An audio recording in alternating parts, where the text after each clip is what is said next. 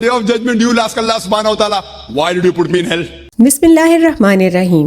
दीन speeches के मौजूद नाजरीन, अस्सलामु अलैकुम। नाजरीन, अल्लाह ताला जब इंसानों को दुनिया पर भेज रहा था तो तमाम मखलूकात को अर्श पर इकट्ठा किया गया और पूछा कि क्या तुम लोग आज़ादी चाहते हो? आज़ादी से मुराद ख्वाहिश नफ्स है। तो हम इंसानों ने कहा कि हम ख्वाहिश नफ्स चाहते हैं और यही वजह है कि आज अल्लाह ताला ने हम इंसानों को आज़ादी दे रखी है कि आया कोई चाहे तो अल्लाह की मर्जी के मुताबिक जिंदगी गुजार सकता है या फिर चाहे तो ख्वाहिश नफ्स की मर्जी से सजा और जजा का मामला आखिरत में देखा जाएगा। ये दुनिया इंसान के लिए इम्तिहान है। जो बंदा आखिरत की कामयाबी चाहता है वो अल्लाह ताला के अहकामात पर अमल करता है और जो अपनी मर्जी से जिंदगी गुजारता है उसकी आखिरत नाकाम रहेगी। इन बातों को मद्देनजर रखकर डॉक्टर जाकिर नाइक से एक ने भरे मजमे के सामने सवाल किया कि अल्लाह ताला तो सब जानता है कि इस दुनिया में कौन मेरी इबादत करेगा और कौन नहीं, तो फिर अल्लाह ताला ने हमें इम्तिहान में क्यों डाला? क्यों इस दुनिया में हम रह रहे हैं? What am I going to do the next moment also has been decided.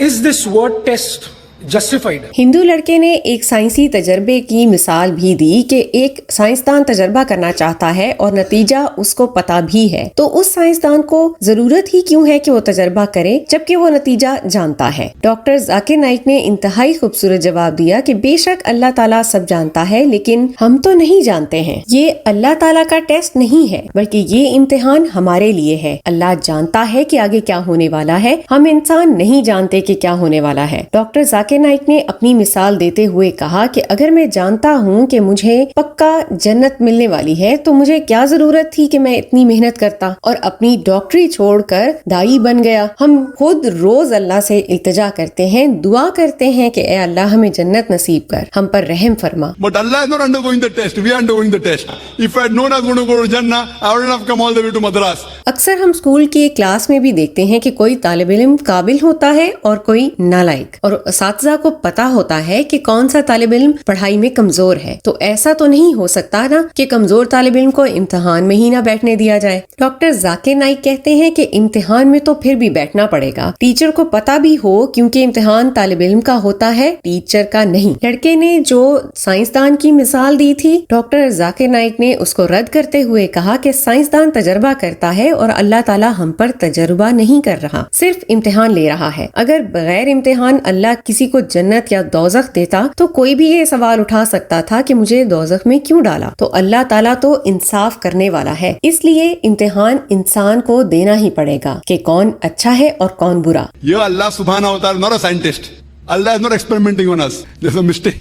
Allah is not experimenting on us. अल्लाह ताला को हमारी जरूरत नहीं है, लेकिन अल्लाह ताला हम सब से इबादत इसलिए करवा रहा है ताकि हम अपनी खालिक का शुक्र अदा कर सकें, और यही वजह है कि हम उस दुनिया में मेहनत करते हैं ताकि अल्लाह को राजी कर सकें और वो हमें जन्नत में दाखिल करे। साथ ही साथ एक और हिंदू लड़का सवाल करते हुए कहता है कि आपसे सुना है कि अल्लाह ताला कोई भी गुनाह माफ कर देता है सिवाय शिर्क के, तो क्या आपके ख्याल में हम तमाम हिंदू गुनाहगार हैं? God told, I can forgive any sin other than accepting a partner to me.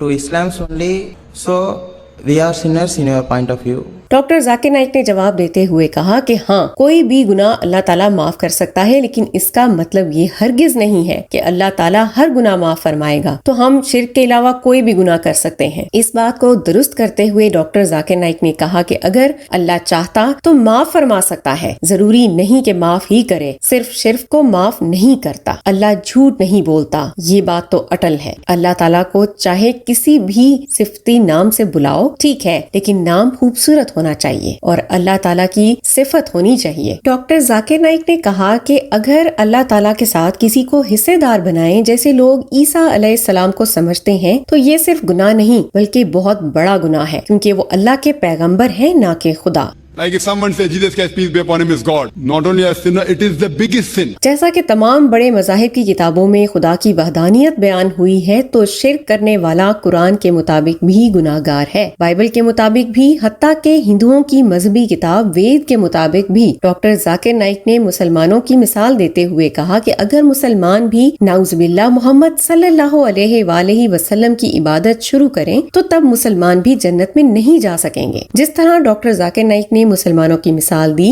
اسی طرح بائبل میں موجود وحدانیت کا ذکر کرتے ہوئے بھی کہا کہ کوئی اگر عیسیٰ علیہ السلام کو خدا سمجھتا ہے تو وہ بھی گناہ گار ہوئے، اور ساتھ ہی ساتھ یہ بھی ذکر کیا کہ قرآن کے مطابق شرک کرنے والا بڑا گناہ گار ہے، بائبل کے مطابق بھی اور ہندوؤں کی مذہبی کتاب وید کے مطابق بھی۔ So according to your Vedas, you will be a sinner.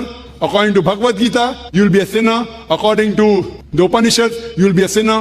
According to the Quran, you will be a sinner. ناظرین، ہندوؤں کے پنڈت اپنے لوگوں کو سچائی سے آگاہ نہیں کر رہے، اور ہندو لوگ اتنی زحمت نہیں کرتے کہ وہ اپنی کتابوں کو ترجمے کے ساتھ مطالعہ کریں، ورنہ آج تمام غیر مسلموں کو بھی یہ اس بات کا علم ہو چکا ہوتا کہ اللہ ایک ہے اور حضرت محمد صلی اللہ علیہ وآلہ وسلم آخری رسول ہیں۔ اللہ تعالی ہم سب پر رحم فرمائے اور کامل ایمان عطا کریں، آمین۔ امید کرتے ہیں ڈاکٹر ذاکر نائک کے ان جوابات سے آپ ضرور مطمئن ہوئے ہوں گے۔ اسی طرح کی ایمان افروز ویڈیوز کے لیے آپ سبسکرائب کیجئے ہمارا چینل دین سپیچز۔ ہم ملتے ہیں آپ سے اگلے ویڈیو میں، اپنا خیال رکھیے، اللہ حافظ۔